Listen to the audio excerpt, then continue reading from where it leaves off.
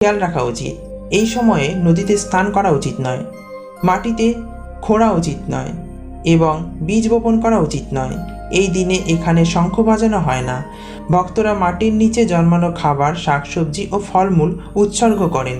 ব্রহ্মচর্য অনুসরণ করা একান্তই জরুরি। মন্দিরে আগত ভক্তদের প্রসাদ স্বরূপ এখানে মায়ের রজস্রাবের লাল বস্ত্র দেওয়া হয়ে থাকে। এই লাল বস্ত্র 3 দিন পর যখন মন্দিরের দরজা খোলা হয় তখনই সেই বস্ত্র দেওয়া হয়। কামাখ্যা মন্দিরের কাছে রয়েছে উমানন্দ ভৈরবের মন্দির। এই ভৈরবের দর্শন না করলে দেবীর দর্শন সম্পূর্ণ হয় না। হিন্দু শাস্ত্র অনুযায়ী অম্বুবাচী চলাকালীন এমন কতগুলি কাজ রয়েছে যেগুলি করা উচিত নয় এবং এমন কিছু কাজ রয়েছে যেগুলি করা উচিত।